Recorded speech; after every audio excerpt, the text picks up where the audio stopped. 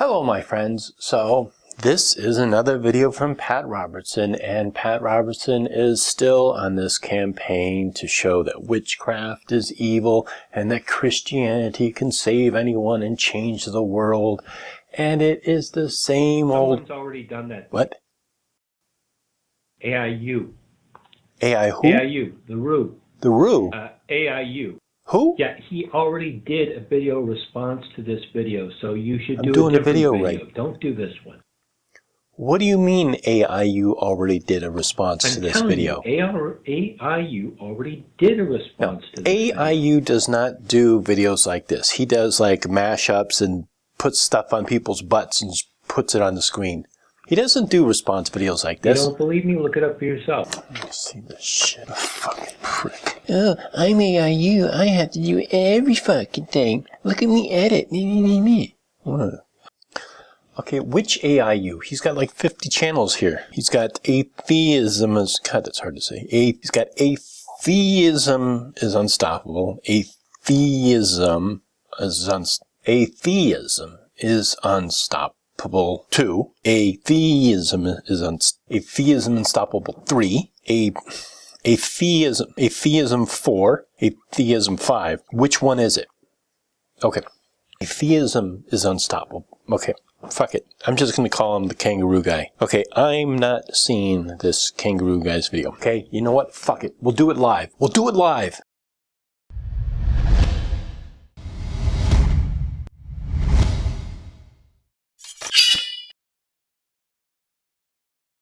My brother and sister had to go and take all the guns from the house. Well, this is off to a disturbing start. Why did they have to take all the guns out of the house? And hide them and just to keep me safe, because I was at a really serious stage. I planned on how I was going to do it. How you were going to do what? Okay, seriously, call Homeland Security. Brooke Gardner was only 11 when persistent feelings of hopelessness put her on the verge of suicide. Oh, suicide. Whew. Okay, first of all, suicide is nothing to toy about. However, if you are going to commit suicide, and I'm not saying that anyone should, it's a permanent solution to a temporary problem. But if you are, don't make a mess for other people to clean up. I mean, have a little bit of respect. I mean, after you blow your brains all over the place, somebody's going to have to come in there and clean it all up. Just take poison or do something that you know, won't create a mess, because there's nothing worse than having to clean up after someone who's killed themselves. Her parents took her to a psychiatrist who prescribed medication, but it did little to alleviate her despair. Well, I can see where this is going. Really just numbed me. It made me, I didn't have any thoughts or really feelings anymore. Kind of just walked around like a zombie. After a year, she searched for other ways to cope with her depression. I had started looking online about spells and about Wicca. Okay.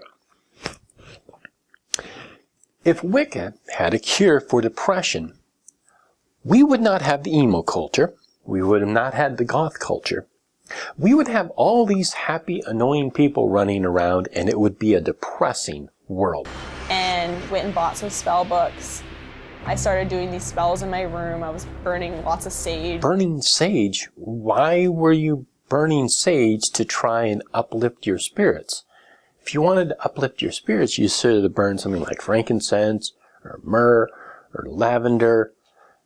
But sage doesn't really do anything to uplift your spirits. It's supposed to be a purifying type of incense.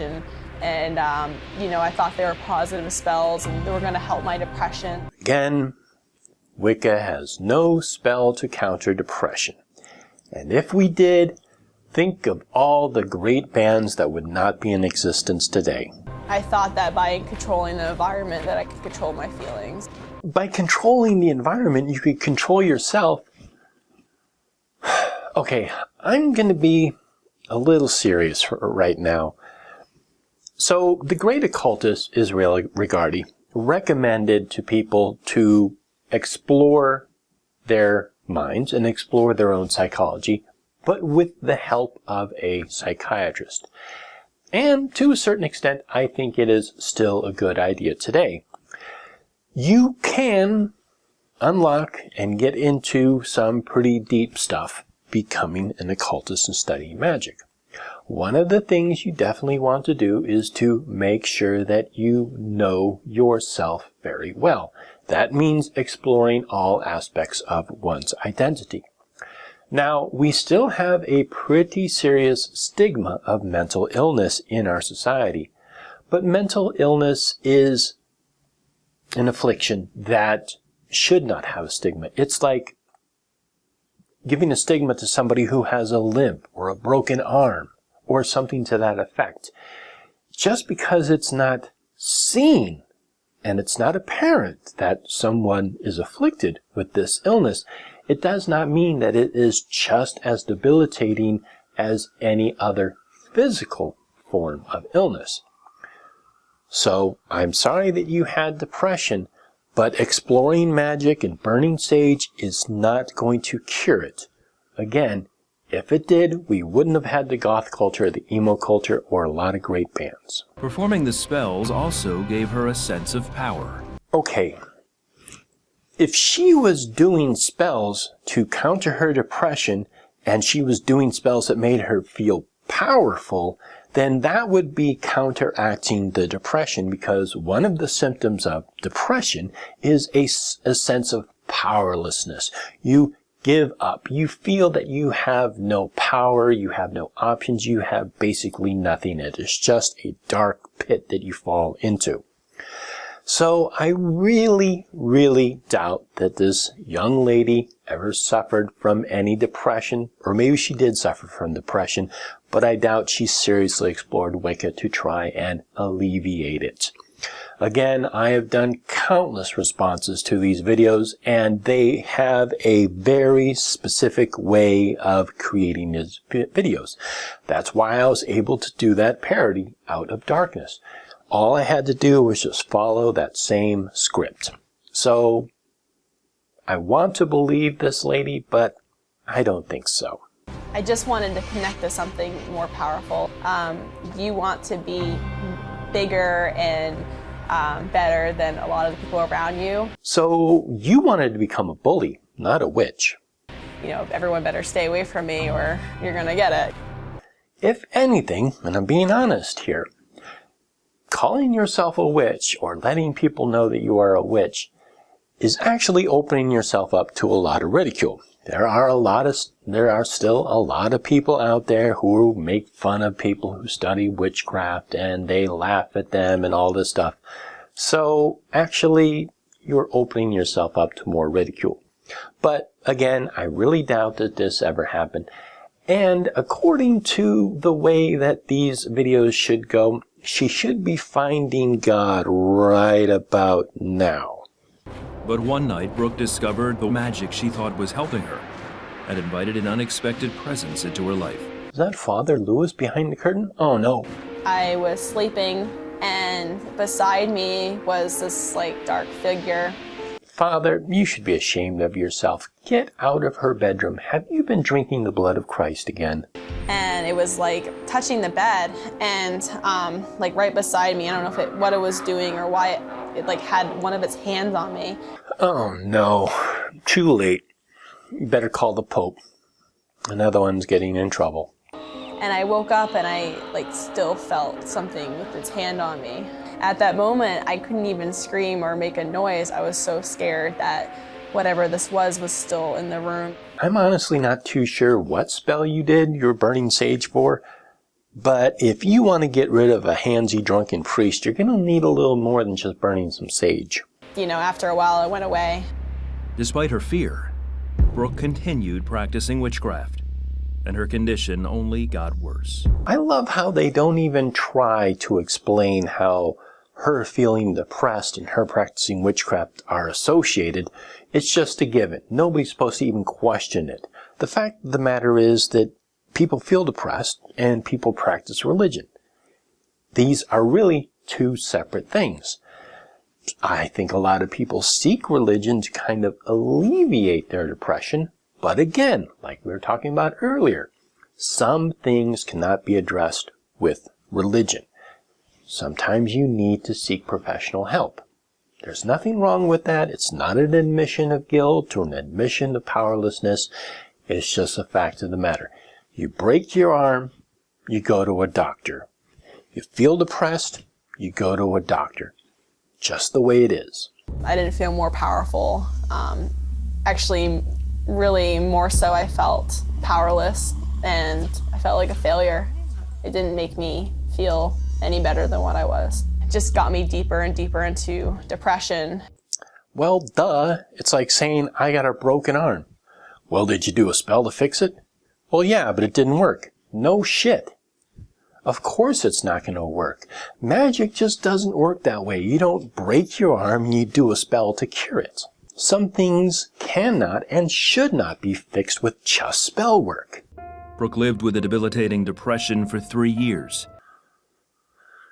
Yes, that is one of the debilitating effects of depression. For the love of your God, woman, seek professional help. Going on and off various medications.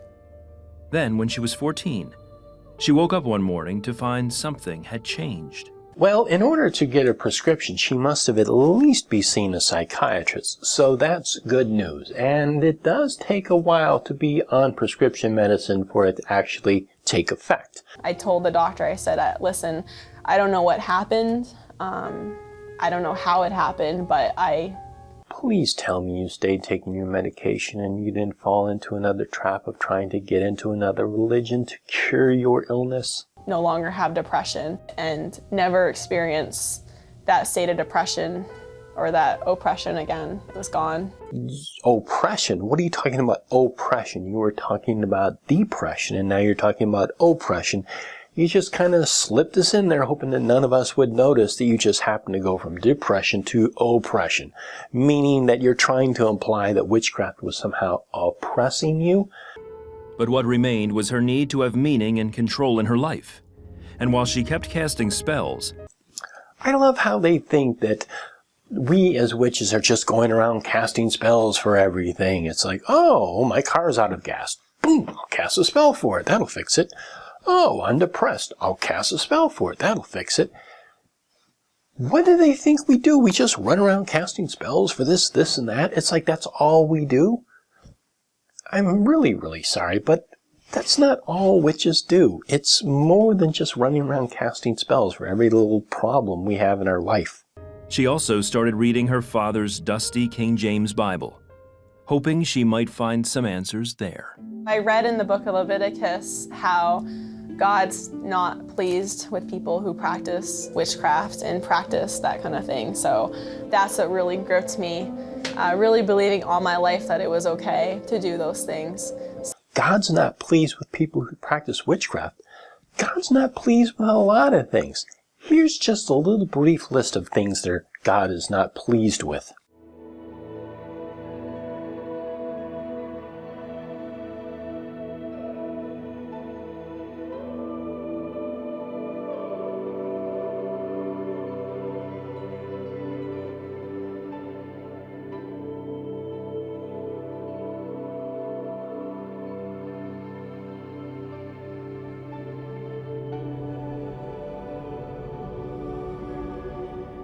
So after that, I took all my books, everything that I had that had to do with it, and I threw them all in the trash and just turned away from all of those things.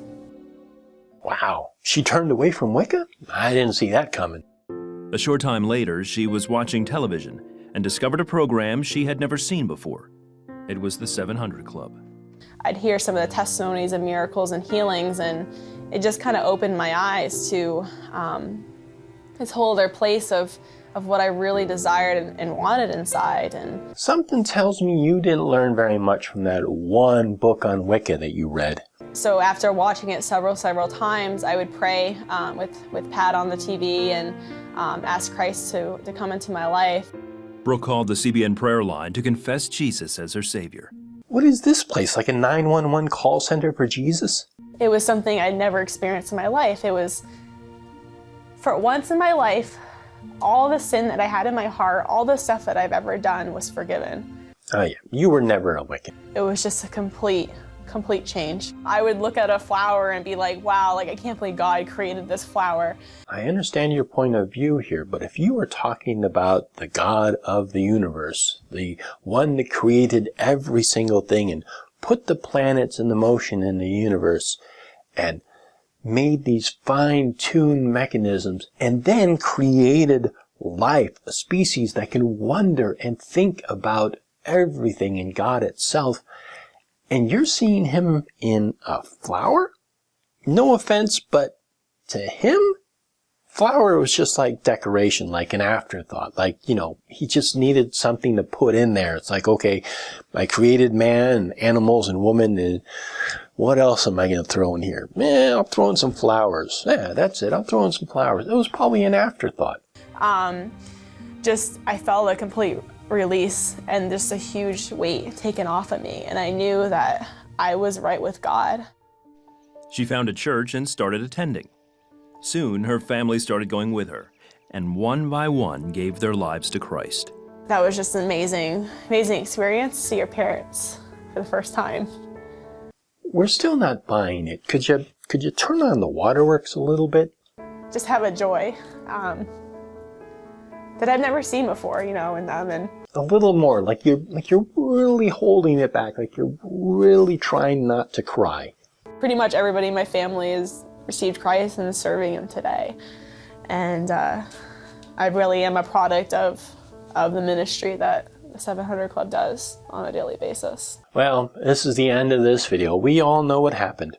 She married Jesus and lived happily ever after. Thank you so much, and blessed be. Son of a bitch. Are you fucking serious? You know how long I've been working on this video? Oh, that fucking damn him.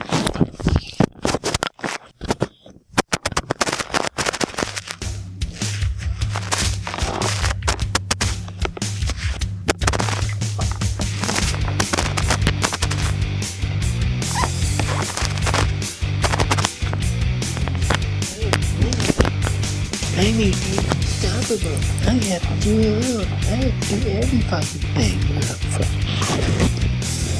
God, that guy's got a fucking ego.